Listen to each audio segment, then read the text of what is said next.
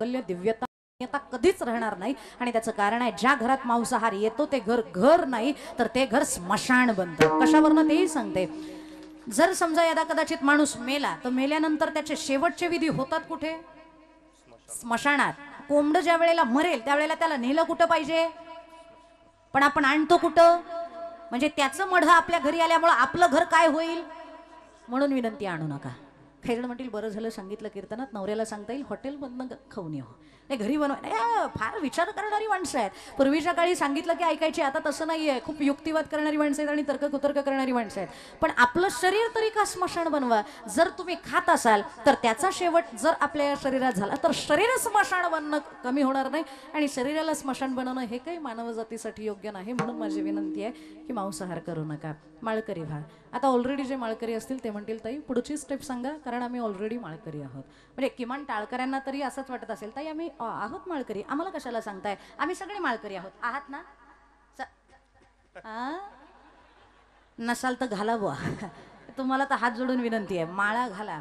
कारण आपण जी सध्या हातात वस्तू घेतलेली आहे ना ती परमपवित्र आहे। आणि ती पवित्र गोष्ट आपल्या नुसत्या स्पर्शानं सुद्धा पवित्र होईल, त्याच्यासाठी माळकरी असणं गरजेचं आहे। आणि हसू नका, खाली न घातलेले सुद्धा हसले, त्याच्यामुळे पहिले तुम्ही घाला मग त्यांना हसा। किमान त्यांची तिकडं वृत्ती तरी झाली आहे मग, किंवा टाळ घेतलाय म्हणजे पुढच्या वेळेला माळही घालतील। विठ्ठल विठ्ठल।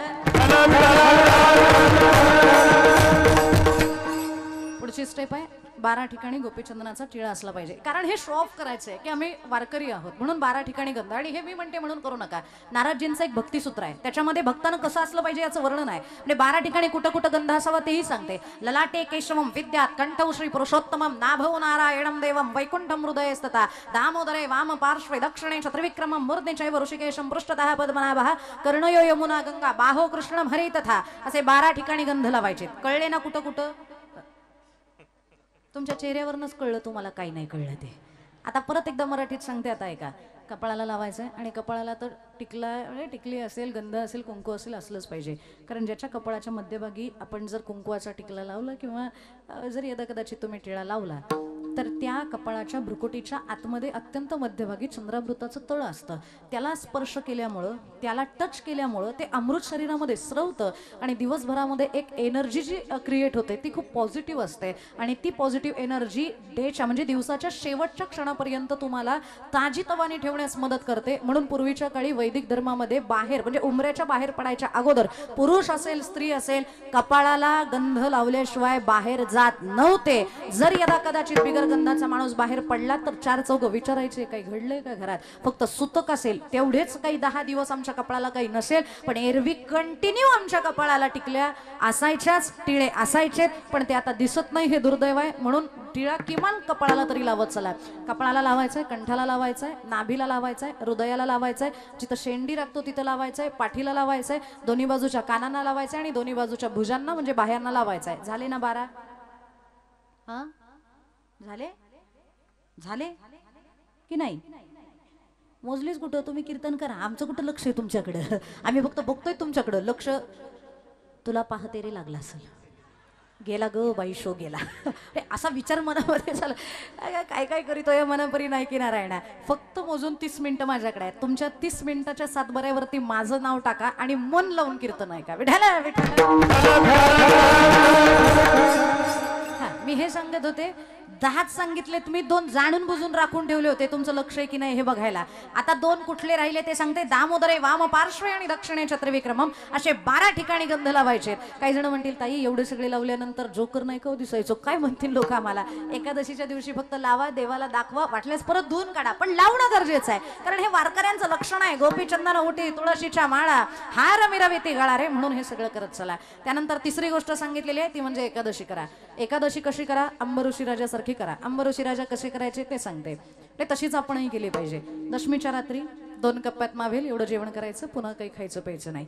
एकादशीच्या दिवशी उजव्या तळहातात मावेल एवढंच पाणी प्यायचं, पुन्हा काही खायचं प्यायचं नाही। आणि बारस सोडताना म्हणजे बारशीला 2 वारकरी जेवू घालायचे, तेही सूर्योदयाच्या अगोदर, आणि मग 2 कप्प्यात मावेल एवढं जेवण करायचं, पुन्हा काही खायचं प्यायचं नाही। अशीच एकादशी करतात ना इकडं?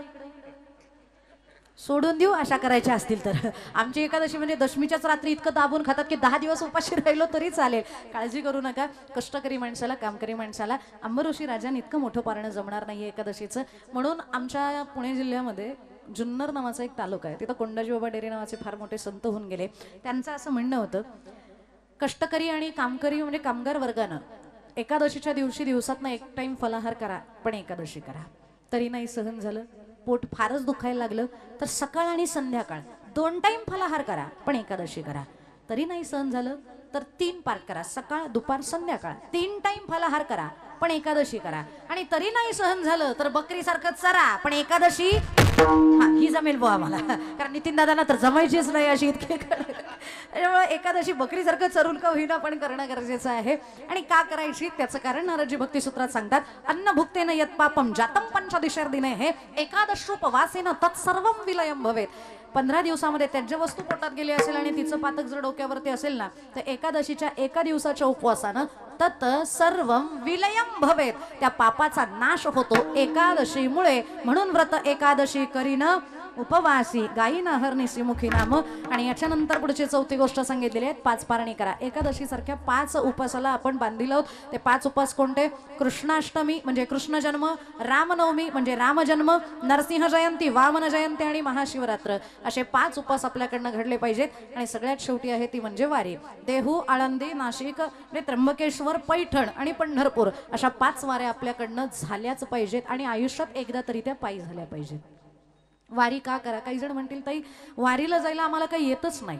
येत नसणाऱ्यांनी माहिती करून घेण्यासाठी जा, आणि ज्यांना माहिती आहे त्यांनी जातिवंतता सिद्ध करण्यासाठी जा. म्हणजे ज्यांना माहिती आहे त्यांनी ज्यांना माहिती नाही त्यांना शिकवा, आणि ज्यांना माहिती नाही त्यांनी माहिती ज्यांना आहे त्यांच्याकडनं शिकून घेण्यासाठी जा, पण वारी करा. आणि वारीचा अजून एक फायदा सांगते, वारीला निघण्याचा नुसता विचार जरी मनात आला आणि बॅगा पॅक जरी केल्या ना, तरी भगवंत वाट पाहे बाहे निढळी ठेवून या हात. म्हणजे देव वाट बघत असतो की आता माझा भक्त माझ्याकडे येणार आहे. भगवंताला आपल्या येण्याची आस लागते, आणि जो कोणी बॅग भरेल त्या सगळ्यांना वैकुंठाला भगवंत पाठवतो. आणि मग त्या रस्त्यानं तुम्ही बिस्किटचे पुढे गोळा करताय का भजन करताय हा विचार भगवंत करत नाही. फक्त वारी करणारा, गर्दी खूप असते, देवाला तरी कुठं वेळ सॉर्ट आउट करायचा, वेगळं करा, कोण पुढे घेतंय, कोण बाहेर पळतंय, कोण पुढे जातंय, याचा विचार करायला देवाला वेळच नसतो. आलेत ना वारीला, सगळ्यांना वैकुंठाला पाठवा, हा गर्दीचा फायदा आहे. म्हणजे गर्दीचा फायदा होतो कसा ते सांगते. विठाला गर्दीचा फायदा आहे का? अमेरिकेत कुत्र्यांची स्पर्धा भरली होती. अमेरिकेचं कुत्रा आलं, बेसबॉल खेळून गेलं, टाळ्यांचा कडकडाट. ब्राझीलचं कुत्रा आलं, डान्स खेळून गेलं, टाळ्यांचा कडकडाट. अर्जेंटिनाचं कुत्रा आलं, फुटबॉल खेळून गेलं, कडकडाटच कडकडाट. सगळ्या देशांची कुत्री यायची, काही ना काही करायची, टाळ्या वाजायच्या, कौतुकाचा वर्षाव व्हायचा. सगळ्यात शेवटी आलं भारताचं कुत्र. एकीकडून चढलं आणि दुसरीकडून उतरलं, काहीच केलं नाही, येतच नव्हतं काही, तर करणार काय, फक्त चढलं आणि उतरलं. सगळी लोक नावं ठेवायला लागली, अरे असं कुठं कुत्रं आणतात का? आम्ही एक स्टँडर्ड मेंटेन केलं या स्टेजचं, आणि असलं कसलं कुत्रं आणलं? हे वेडेवेडे आहेत का ही लोक? असलं कुत्रं कुठं एवढ्या इंटरनॅशनल स्टेजला आणतात का? शिक्षक आपला स्थितप्रज्ञा गपचूप बसून सगळं ऐकत होता. ज्या वेळेला जज स्टेजवरती आले नंबर अनाऊन्स करण्यासाठी, आणि नंबर ऐकल्यानंतर सगळ्यांच्या भुवया उंचवल्या, सगळे शॉक झाले. अरे नंबर, कारण पहिला नंबर भारताच्या कुत्र्याचा आला होता. सगळेजण चिडले आणि म्हणायला लागले, अरे हा जज भ्रष्ट आहे, नाहीतर एकतर बुद्धी तरी भ्रष्ट आहे याची, एकतर त्यानं पैसे तरी खाल्ले असतील, नाहीतर हा डोक्यात तरी कमी असेल. त्या भारताच्या कुत्र्यानं केलं काहीच नाही, तरी त्याला प्रथम क्रमांकाचं पारितोषिक. नक्की टेबला खालनं पैसे सरकलेत. जज म्हणले, हो, माझ्यावरती दोषारोपण करण्याचं काही एक कारण नाही. तुमच्या सगळ्या देशांच्या कुत्र्यापेक्षा भारताचं कुत्र खरंच वेगळं आहे, म्हणून त्याला प्रथम क्रमांकाचं पारितोषिक आहे. मग एका जणाने विचारलं, जज साहेब आम्हाला तरी कळू द्या काय नेमकं त्याच्यात वैशिष्ट्य आहे ते. जज म्हणले, सांगतो. तुमच्या सगळ्या देशांची कुत्री आहेत ना, ते शेपूट हलवताना म्हणे आडवं शेपूट हलवतात. एकटं भारताचा कुत्रा असा आहे की ते उभी शेपटी हलवत आहे, नीट बघा, म्हणून त्याचा प्रथम क्रमांक आहे. सगळ्या जणांनी बघितलं, ते खरंच उभी हलवत होतं. हळूच एक जण त्या शिक्षकांकडे गेला आणि विचारतो, काय हो, कुत्रं शक्यतो शेपटीबाबत कोणाचं ऐकत नाही, पण तुमचं ऐकायला लागलं, कुत्रं उभी शेपटी हलवायला लागलं, तुम्ही त्याला शिकवलं कसं काय उभी शेपटी हलवायला?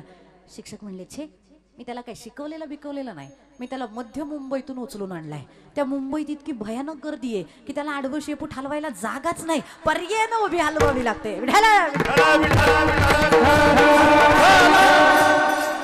कुत्र गर्दीत राहिलं तर त्याला फायदा झाला. मग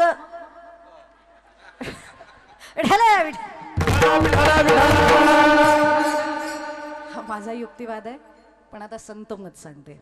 संतांची इच्छा वारी करावी आणि सकल संतांनी केलेली आहे. ज्ञानोबराय स्वतःची इच्छा व्यक्त करतात. माझ्या जीवीची आवडी पंढरपुरा नेईन गुडी, पांडुरंगी मन रंगले, गोविंदाचे गुण वेधले, किंवा जाईन गे माये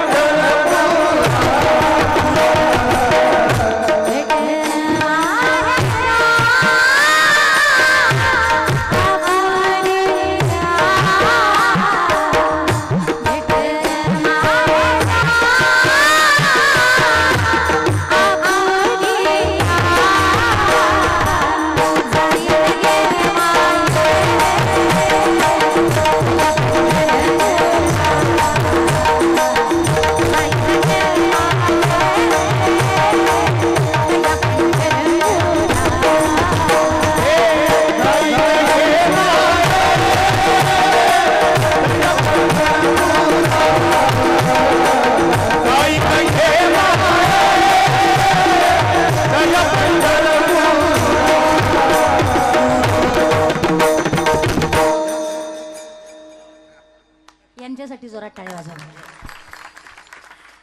म्हणजे एक तर मला माहिती आहे तब्येतवाल्याचे काही दुखणे असतात, ते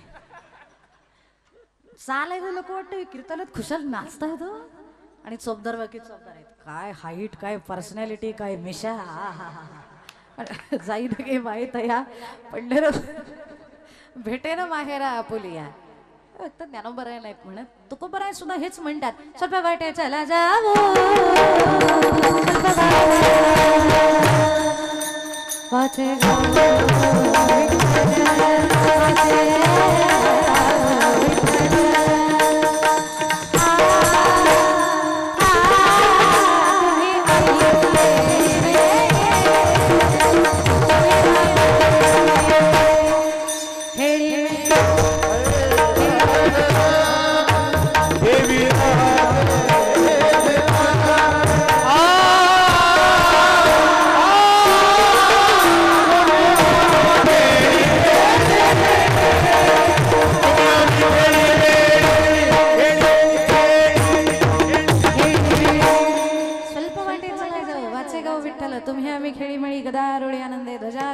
गरुड टके शृंगार निके करुणी तुका म्हणे हेच नीट जवळी वाट वैकुंठ म्हणून वारी करा. हा सगळा भाग झाला कायिक नेमाचा. आता दुसरा नेम आहे तो म्हणजे वाचिक नेम. माझ्याकडे वेळ कमी आहे म्हणून फक्त 2 गोष्टी सांगते, डूज अँड डोंट, म्हणजे काय करा आणि काय करू नका या 2च गोष्टी सांगते. आपल्या वाणीनं कोणत्याही माणसाची निंदा घडता कामा नये. आणि मी स्त्री असल्यामुळं मला हा चांगला विषय माहिती आहे. स्त्रियांमध्ये हा एक अवगुण आहे, म्हणजे कोणाचं काही झालं की पटकन आपल्या तोंडातनं निघून जातं, आणि हा स्त्री धर्म असल्या कारणानं ते होणारच आहे. फक्त प्रयत्न करा की ते थोडं कमी व्हावं. म्हणजे बंदच करा असं मी म्हणणार नाही, गॉसिप केल्याशिवाय मजा पण नाही, पण थोडंसं कमी करा.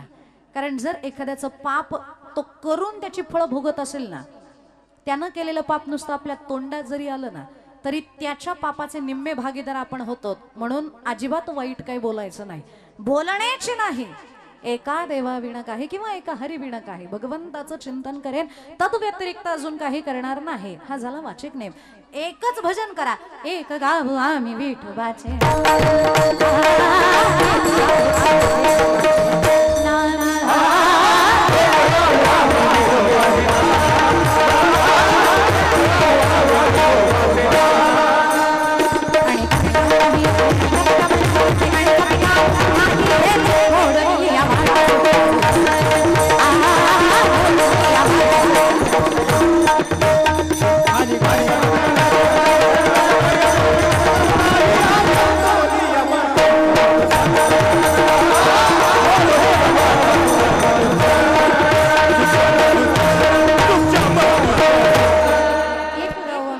देवाचे नाम आणि कापे काम नाही येथे एकच त्या भगवंताचं चिंतन करू, दुसरं काही करणार नाही. हा झाला वाचिक नेम. आणि तिसरा नेम आहे तो म्हणजे मानसिक नेम. मन शुद्ध करा, मन पवित्र करा. मन आपलं खूप घाणेरडं आहे आणि ते घाण असण्याचं कारण ते 6 गोष्टींनी बरबटलेलं आहे. काम, क्रोध, मद, मत्सर, दंभ आणि अहंकार. या सगळ्या गोष्टी दूर झाल्या ना की अंतकरण स्वच्छ होईल. आणि जिथं स्वच्छता आहे तिथंच देव आहे. असं हिंदीमध्ये एक म्हण आहे, जहा सफाई वहा खुदाई. जिथे स्वच्छता आहे तिथे भगवंत राहतो. तसंच अंतकरण स्वच्छ झालं की तुका म्हणे चित्त करारे निर्मळ, येवोनी गोपाळ राहे तेथे वसे तेथे नांदे तेथे. पण त्यासाठी चित्त शुद्ध झालं पाहिजे. आणि मग काय चित्त शुद्ध तरी शत्रू मित्र होती व्याघ्रन खाती सर्पतया. हा एक्सटर्नल वाढीव असणारा ॲडिशनल तो फायदा तुम्हाला बेनिफिट मिळून जाईल. पण चित्त शुद्ध करा आणि त्या मनाला सांगा चित्त शुद्ध होण्यासाठी तुला भजन करणं गरजेचं आहे. पण फक्त शरीराने भजन करू नका, तर मनापासून भजन करा. आणि जर मन भजन करत नसेल तर देवाकडे एकदा तक्रार करा, पांडुरंगा माझ्या मनानं तुझं भजन केलं पाहिजे, याची काळजी घ्या. माझ्या मनाला घोषण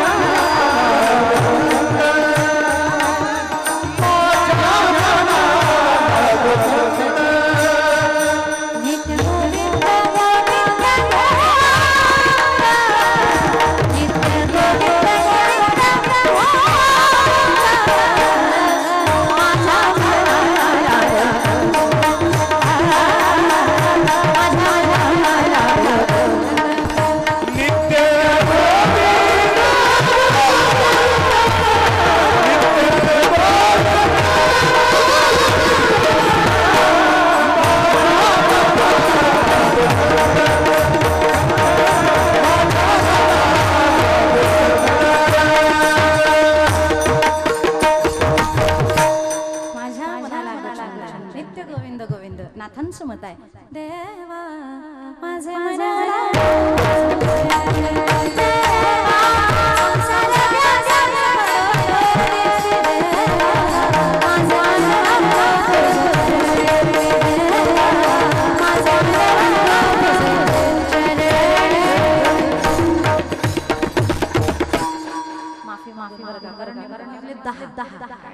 मी म्हणलं होतं 40 मिनिटात कीर्तन संपेन, पण ताई म्हणतात संपवल तर बघा.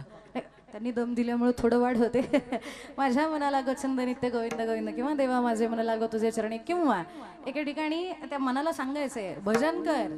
देवाला सांगून झालंय, आता मनाला सांगायचंय मनवा मनवा खेती करो है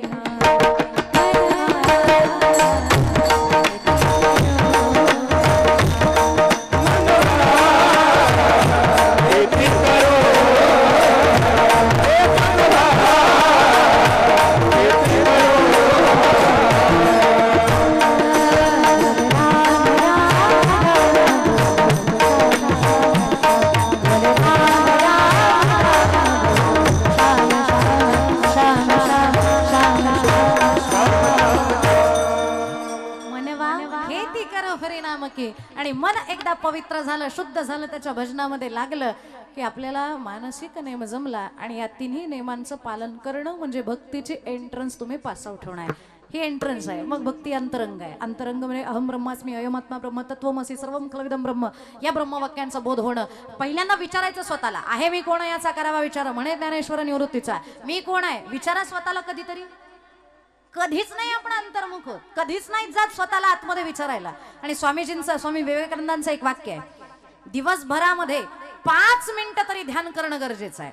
कारण 5 मिनिटं जर तुम्ही स्वतःशी संभाषण केलं नाही ना, तर जगातल्या तुमच्या सगळ्यात मोठ्या हितचिंतकाशी तुम्ही बोलले नाहीत, म्हणून तुमचा सगळ्यात मोठा लॉस होऊ शकतो. म्हणून किमान 5 मिनिटं तरी स्वतःशी बोलत चला. त्यासाठी अंतर्मुख व्हा, त्यासाठी ध्यानाला बसा, त्यासाठी धारणा करा. त्याशिवाय तुम्हाला मी कोण आहे याचा खरा अर्थ कळणार नाही. आणि शरीर म्हणजे आपण नाही तर आपण याला नटवतोच, सजवतोच, सगळं काही आहे, पण शरीर म्हणजे मी नाही. आणि जर शरीर म्हणजे आपण असतोत ना, तर याला मरूच दिलं नसतं. कारण सगळ्यात जास्त जीव आहे आपला आपल्या शरीरावरती. काही दुखायला लागलं की लगेच डॉक्टर काढतात, का याला काही व्हायला नको. लग्नाला जाताना असं सजवतात, असं सजवतात, अरे बापरे 5-50 तोडे घालायचे, एकदम लग्नामध्ये मिरवायचं, का शरीरावरती प्रेम आहे म्हणून. आणि एखादा शरीर गेलं मेलं तरी रडतातही खूप का, कारण त्याच्यावरती प्रेम खूप होतं. या शरीरावरती आपलं नितांत प्रेम आहे, पण उघड उघड प्रमाण आहे. देह आपला नाहीये. मग कुणाचा आहे देह? सगळ्यांच्या पाठांतरातलं प्रमाण सांगते. देह हे काळाचे, धन देह हे कुणाचे? धन. परत एकदा म्हणा, धन धन. बंगला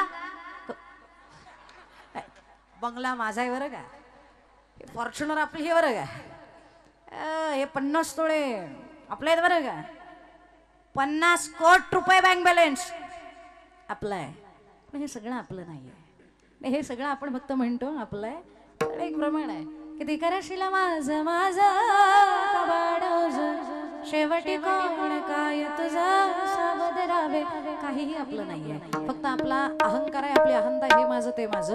हे ज्याचं आहे त्याला माघारी करावंच लागणार आहे. देह काळाचा आहे ना, त्याला माघारी करावंच लागणार आहे. आणि भाड्यानं मिळालेला आहे आपल्याला. हा जोपर्यंत भाडं दिलंय तोपर्यंत वापरा. संचित प्रारब्ध आहे तोपर्यंत वापरा. क्रियामाण आहे तोपर्यंत वापरा. नंतर मग ते म्हणतात ना, यूज करा त्याला, आणि मग नंतर हस्तांतरित. एक सरकारचा नियम आहे बघा, म्हणजे बनवा, वापरा आणि हस्तांतरित करा. म्हणजे या शरीराला बनवलंय माणसानं, कारण आपल्या आईच्या गर्भामध्ये आपण बनतो म्हणून याला क्रिएट केलंय माणसानं असं आपण म्हणतो. बनवलं मग ते यूज करा, वापरा. आणि एकदा का तुमचा वेळ संपला की ते ज्याचं आहे त्याला हस्तांतरित करून टाका. याला BOT असं काहीतरी नियम म्हणतात, बिल्ट यूज अँड ट्रान्सफर. असंच आहे, याला बिल्ड केलेलं आहे, यूज करा आणि वेळ आल्यानंतर ट्रान्सफर करून टाका. ज्याचं आहे त्याच्याकडे ते रिटर्न करून टाका. आणि ते आपलं नाहीये. फक्त मानसिकता तयार होणं गरजेचं आहे. आपली मानसिकता तयार झाली की संपलं. लग्न आपलं एखाद्या कार्यालयामध्ये आहे, लग्न होण्यासाठी आपण कार्यालय बुक केलं, कार्यालय मालकाला ॲडव्हान्स दिला. लग्नाच्या दिवशी सकाळी आपण त्या कार्यालयात गेलो आणि संध्याकाळी कार्यालय सोडताना जर एखादा माणूस असं म्हणायला लागला, या कार्यालयामध्ये एवढा मोठा माझा सोहळा पार पडलाय लग्नाचा, काही केल्या मी कार्यालय सोडणार नाही, असं म्हणल्यावर कार्यालय मालक काय करेल? डायरेक्ट त्याच्या नावावरती कार्यालय करून देईल. बरोबर नाही करायचं? चुकीचं बोलले का? बरोबर. तो पहिल्यांदा गोडीच सांगेल, अहो पाहुणं जोपर्यंत तुमचं भाडं होतं तोपर्यंत दिलं ना वापरू, भाडं संपलं आता भाड्याचं घर खाली करा, तुम्हाला निघावं लागणार आहे. आणि गोडीत नाही ऐकलं तर लाथा बुक्के मारून आपल्याला बाहेर काढेल. पण मी आतापर्यंत हा दुराग्रह आणि अट्टहास करणारा माणूस मी तरी कधी जीवनात बघितला नाही की लग्न झाल्यानंतर नाही मला कार्यालय पाहिजे म्हणणारा. का? तिथे एक मेंटॅलिटी क्रिएट झालेली असते की एकदा का संध्याकाळ झाली, भाडं संपलं की आपल्याला कार्यालय खाली करायचं आहे. जी मानसिकता त्या कार्यालयाबद्दलची आहे ना, तीच मानसिकता या कार्यालयाबद्दल.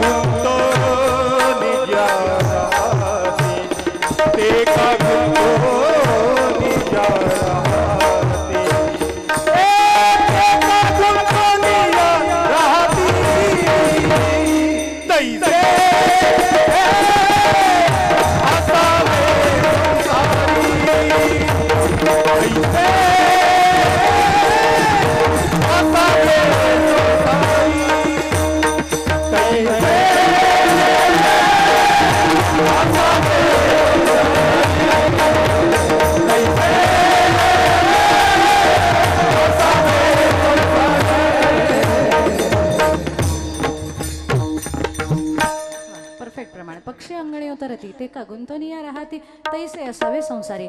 पक्षी अंगणात उतरतात, दाणे वेचतात आणि निघून जातात त्यांच्या घरी. तसंच आपणही इथं जोपर्यंत आपल्याला जीवनदान भगवंतानं दिलेलं आहे तोपर्यंत व्यवस्थित जगा, चांगलं जगा. आणि एकदा का इथलं आपलं संपलं की निघून जाणं हे आपलं आद्य कर्तव्य आहे.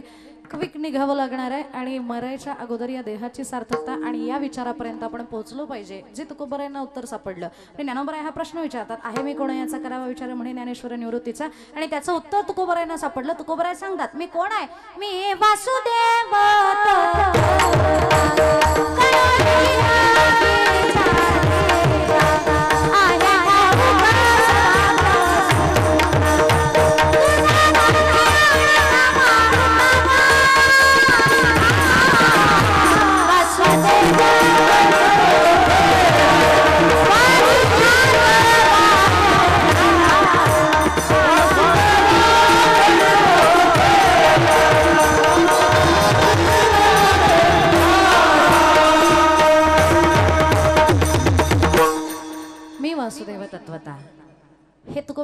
मराठीत सांगितलंय, संस्कृतात वेदांनी सांगितलेलं वाक्य, वेद वचन, अहम ब्रह्म अस्मी, मी ब्रह्म आहे, मी भगवत तत्व आहे, म्हणजेच मी वासुदेव तत्वता, तत् त्वम असी, तत् ब्रह्मवाचक, त्वम जीववाचक, जीवच ब्रह्म आहे हे कळणं म्हणजे अंतरंगातला परमार्थ आहे. विठ्ठल विठ्ठल.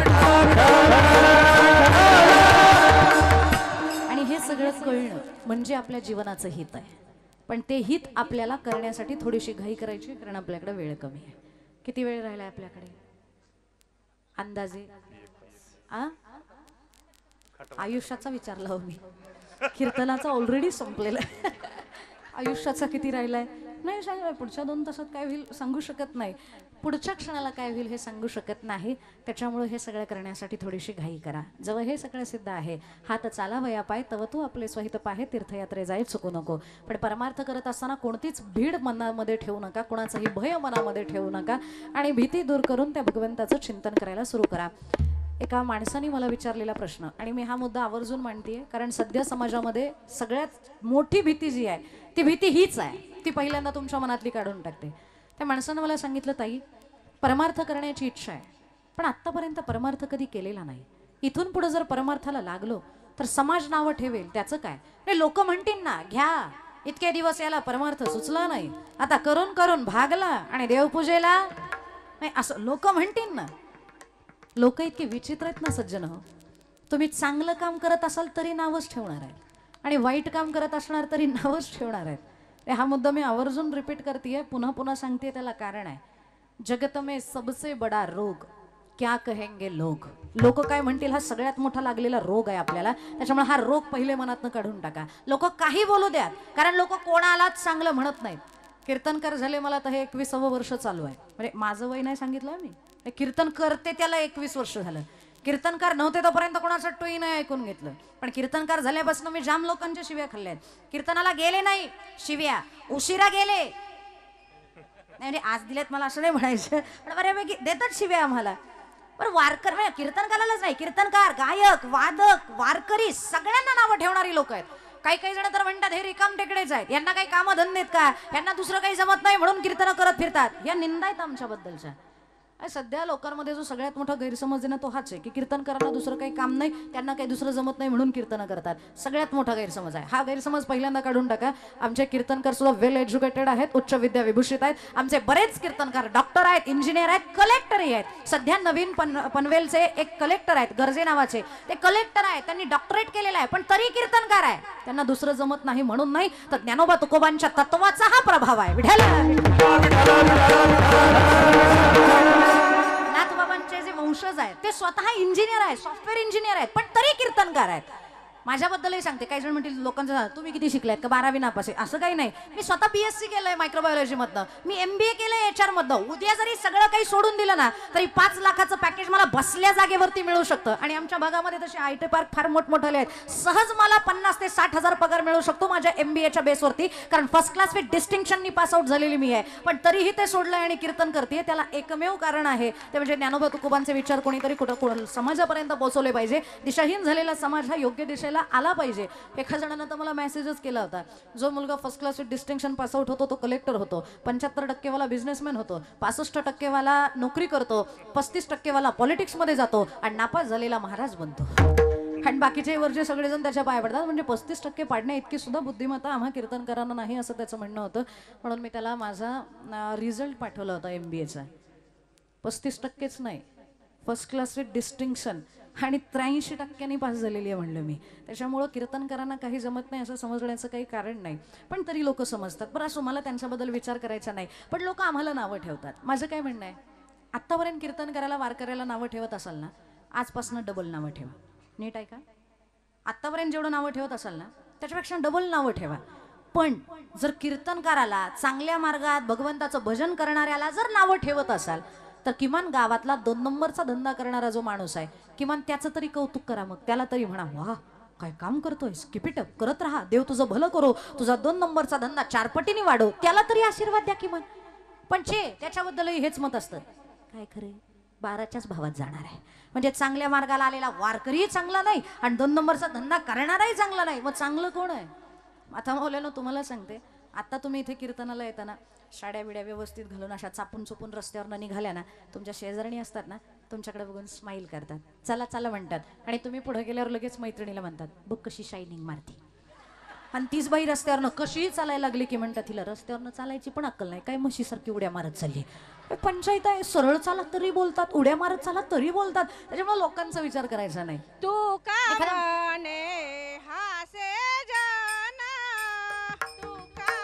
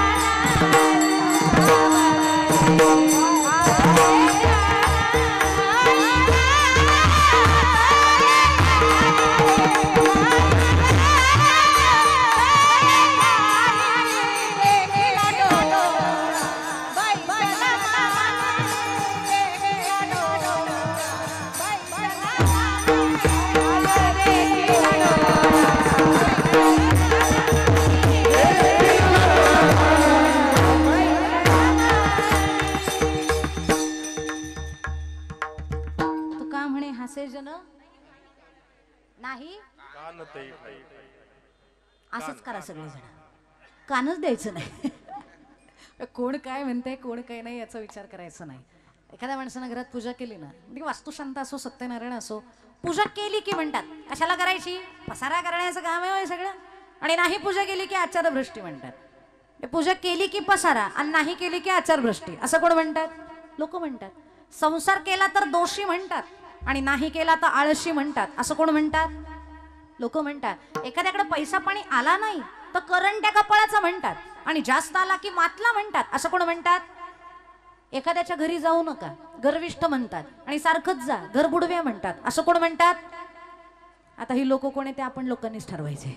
काही करावं लोक बोलतातच. याच्या पुढे जाऊन सांगते, गावातल्या एखाद्या मुलाला लग्न करायचं असावं, त्या मुलानं अख्ख्या गावात अशी मुलगी नाही, अशी मुलगी जर बायको म्हणून करून आणली ना तर लोक त्याच्यासमोर त्याचं कौतुक करतात. काय मुलगी आहे, काय चॉईस आहे. मित्रमंडळी तर म्हणतात लक्ष्मी नारायणाचा जोडा शोधतोय. पण एकदा का ते दोघं जण पुढे गेले ना की पाठीमाग मित्रा चर्चा असते. तो कसा, ती कशी, याला दिली कशी. तू का जळतोस बाबा त्याच्यावर, त्याला त्याच्या नशिबानं मिळाली ना पण दिली कशी. आणि त्याच मुलानं गरीब घरातली कुरूप का होईना पण बिचारीचं तिचं भलं व्हावं म्हणून करून आणली की लोक म्हणतात तो कसा, ती कशी, गाढवानं पाहिली नव्हती का, केली कशी, म्हणजे चांगली केली की दिली कशी आणि खराब केली की केली कशी. लोकांचं ऐकायचं म्हणलं तर ब्रह्मचारी राहावं लागेल. जमेल का, नाही. बाबा जोर जोरात नाही म्हणतात, नाही ना, नाही जमायचं. त्याच्यामुळे लोक काय बोलतात याचा विचार करू नका. आणि मी म्हणते म्हणून हे ऐकू नका. आपले पूर्वज सांगतात ऐकावे जनाचे पण करावे मनाचे. बरं तुकोबरायांचं प्रमाण आहे, मी सप्रमाण बोलते. तो का म्हणे आता ऐका हे वचन त्या जोनिया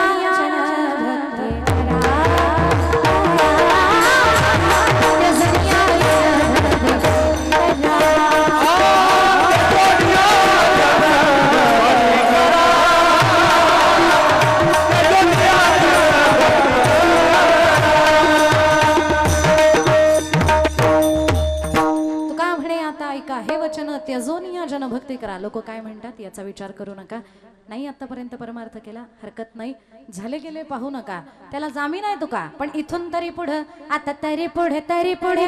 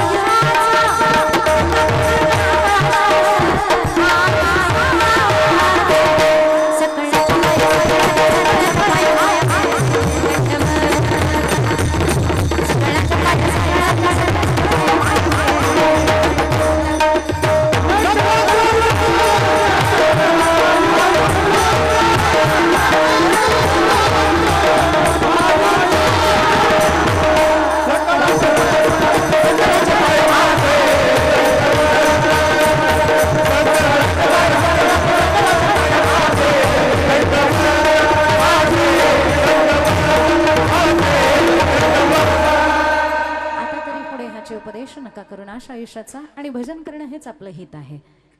संसार हा केला काय नाही केला काय होत राहणार आहे, पण परमार्थ मात्र करावा लागणार आहे. आणि म्हणून ज्ञानोबराय आवर्जून हरिपाठात सांगतात, असोनी संसारी जिव्हे वेगू करी वेदशास्त्र उभारी बाया सदा. प्रपंच करावा नेटका नसू द्यावा फाटका, पण लागू द्यावा चटका परमार्थाचा. प्रपंच करता करता परमार्थ करा. सगळ्या संतांनी प्रपंच केलाय. नाथबाबांनी केला, तुकोबरायांनी केला, नामदेव महाराजांनी केला, गोरोबा काकांनी केला, सावता महाराजांनी केला, जनाबाईंनी केला, ज्ञानोबरायांनी केला का नाही केला? नाही नाही केला पण आणि नाही पण केला. ते कोणाचीच नाराजी नको. नाही केला आपल्यासारखा, पण करीन ही प्रतिज्ञा आहे. अवघाची संसार सुखाचा करीन आनंद भरेन तिन्ही लोक.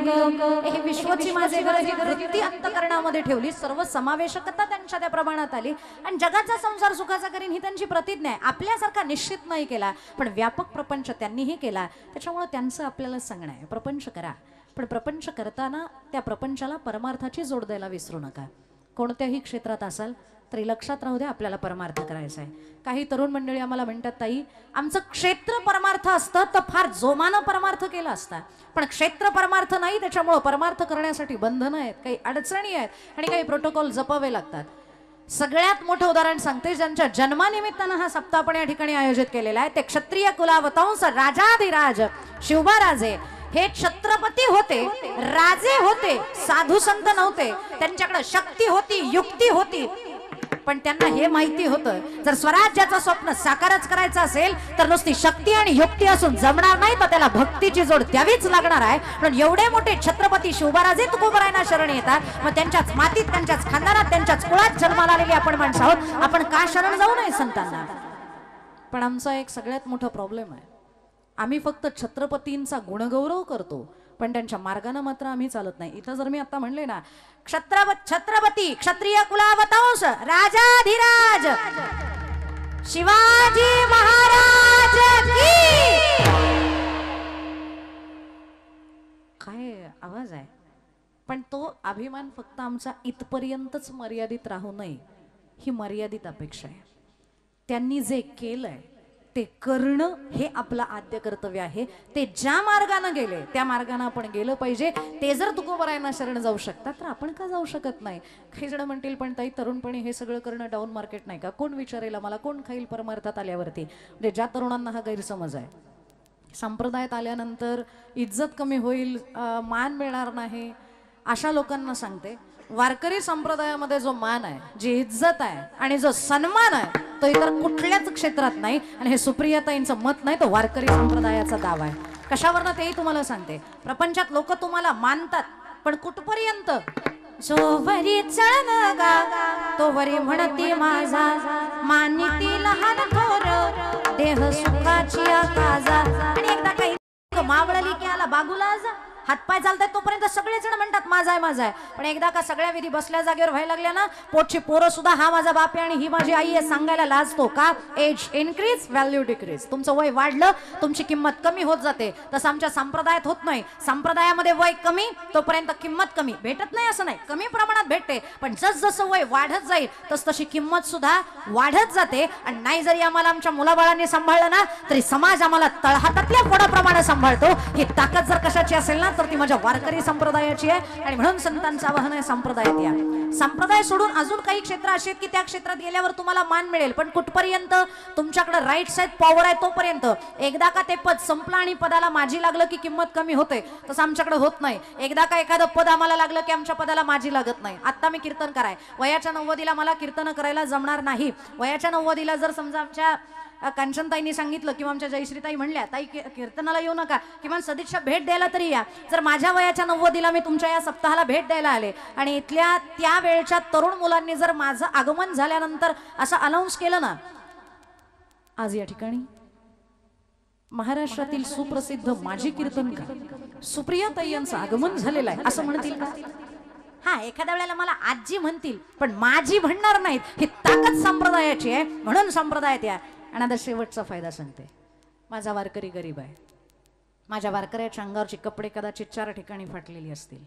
त्याला वेळेवरती अन्न खायला मिळत नसेल, पण माझ्या गरीब वारकऱ्याला एखाद्या 80 वर्षाच्या करोडपती वयस्कर बाबांनी जरी पाहिलं ना, तरी ते त्या वारकऱ्याच्या पाया पडण्यासाठी करकर खाली वागतात. का? पैसा आहे म्हणून. अहो कसला पैसा आला? आम्ही सदैव सुडके जवळ येतात, चोर धाके जाऊ पुढती भिके तर कुत्री घर राखते. आमच्याकडे दमडी नाही, पण तरी लोक पाया पडतात. काही जण म्हणतील वय जास्त असेल म्हणून पाया पडत असेल. तसंही काही नाही. आमच्यापेक्षा लहान मुलं आमच्या पाया पडतातच पडतात, पण आमच्यापेक्षा वयस्करही आमच्या पाया पडतात. मग ही ताकद नेमकी कशाची आहे? हे सामर्थ्य नेमकं कशाचं आहे? ही ताकद त्या वयाची नाही, ही ताकद त्या पैशाची नाही, तर ही ताकद आहे गळ्यातल्या माळेची आणि कपाळावरच्या गोपीचंदनाच्या टिळाची.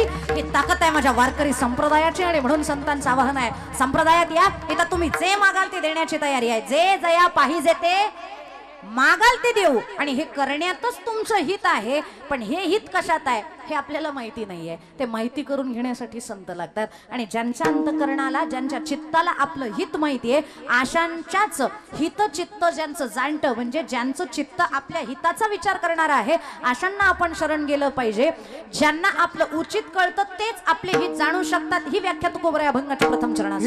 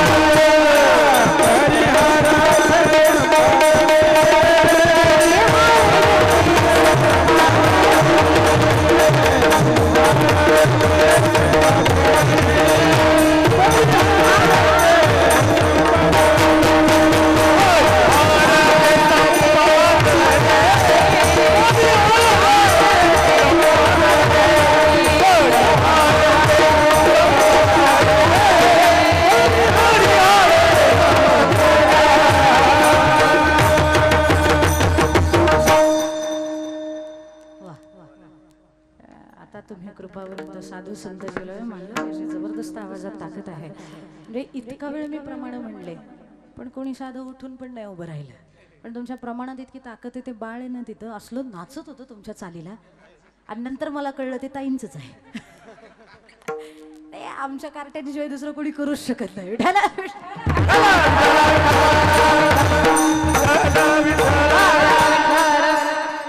टाळलंय दिला तर त्याने रुमाल काढला. हितच आणि चित्त खळो घे तसे उचित. तुकोबराय म्हणतात, आपलं हित कशात आहे याचा विचार करून या पृथ्वी तलावर ते अवतार घेतलेले हे संत आहेत. शोधून या आले संत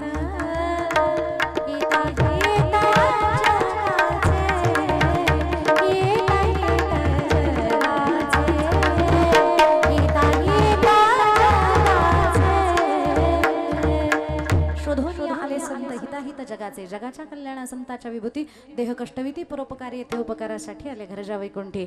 आणि ज्यांचं अंतकरण आपलं हित चिंतत नाही त्यांना मी संत आहे हे सांगावं लागतं. अभंगाचं दुसरं चरण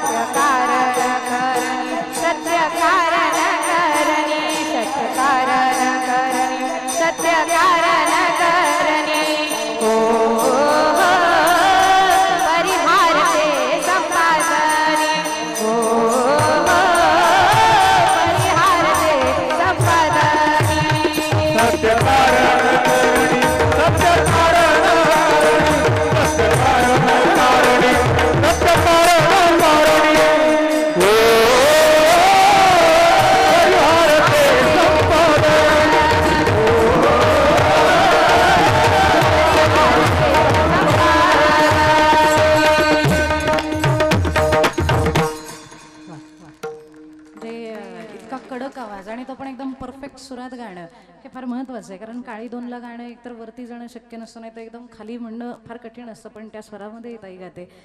सुरुवातच अशी आहे तर मोगरा फुललाच होणारे पुढे. परिहार ते संपादनी सत्य कारणाकारणी. तुकोबराय म्हणतात जो सत्य आहे तो जे मूळ कारण आहे तर त्या कारणीला सांगून टाकतो, आणि जो सत्य सांगत नाही तो परिहार फक्त स्वतःचा देतो. मी असाय मी तसा आहे. सध्या बोकाळलेत असे संत. म्हणजे मी संत आहे लोकांना सांगायचं, मग शिष्य परंपरा वाढवायची, शिष्य वाढवायचे, मठ वाढवायचे, मठाधिपती व्हायचं. नाही ते गैरप्रकार करायचे. माता मौलाना माझं खास करून सांगणं आहे, महाराष्ट्रात संतांचं उभं आहे. त्याच्यामुळं आत्ता हयात नसलेले संत असतील तरी चालतील, पण संत विचार आपल्याला आपल्यापर्यंत आणायचे यासाठी संत लागतात. बाकी कोणत्याही गोष्टीसाठी संत लागत नाहीत. म्हणून संत विचार वाचा तरी आयुष्याचं कोट कल्याण होईल. कोणता बाबा खूप मोठा आहे आणि काही चमत्कार करतो म्हणून कोणालाही शरण जाऊ नका.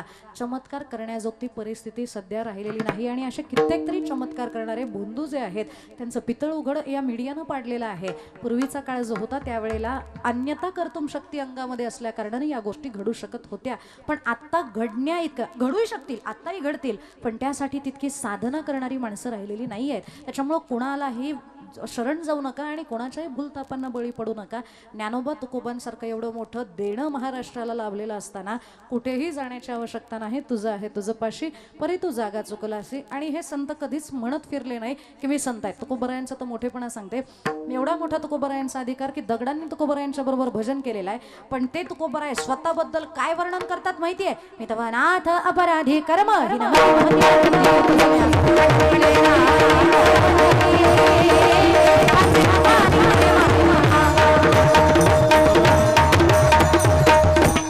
मी तवा नाथ अपराधी सत्य आहे. कर्महीन मतिवंद बुद्धी सत्य आहे. तुझं मी आठविले नाही कधी. किती खोटं बोलतं तुकोबराय. म्हणजे जे तुकोबराया दिनरजनी हाची धंदा असं म्हणतात गोविंदाचे पोवाडे, ते तुकोबराय म्हणतात तुझं मी आठविले नाही कधी. तुकोबरायांचं एक प्रमाण आहे, फक्त आयुष्यात 3 गोष्टी अशा असायच्या, म्हणजे 3 क्षण असे असायचे की त्या क्षणाला देवा मी तुझं चिंतन करू शकत नाही, तुला आठवू शकत नाही. आणि ते 3 क्षण कोणते? शिंक जांभळी खोकला एवढा वेळ वाया एवढा वेळ वाया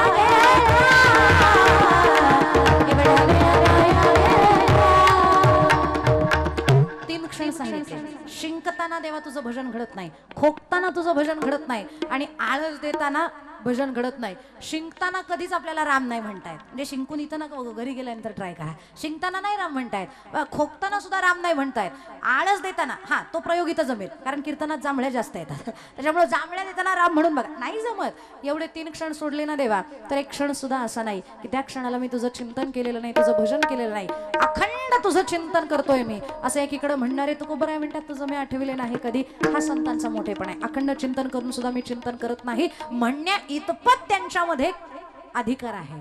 असे संत आपल्याकडे असताना इतर कोणत्याही संतांना शरण जाऊ नका, कारण ते सत्य कारणाकारणे आहेत, नाही तर बाकीचे परिहार ते संपादने.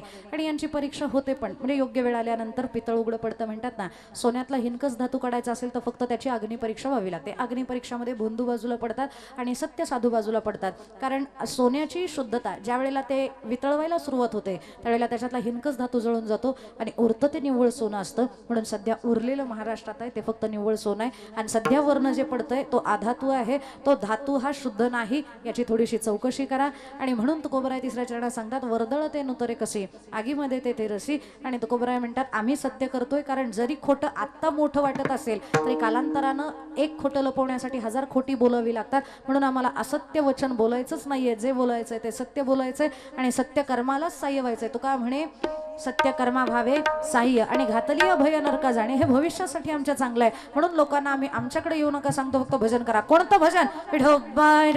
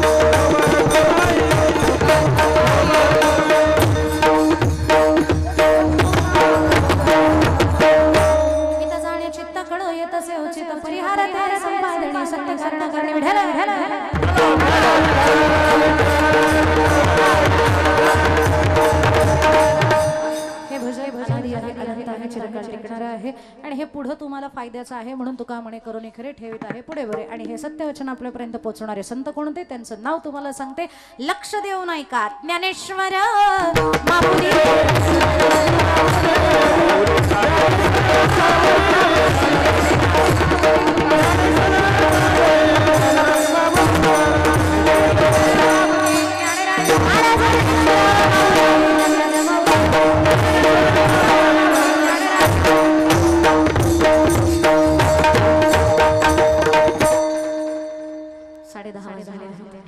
ठरलेल्या टायमिंगपेक्षा अर्धा तास 30 मिनिटं मी तुमची जास्त घेतलेली आहेत.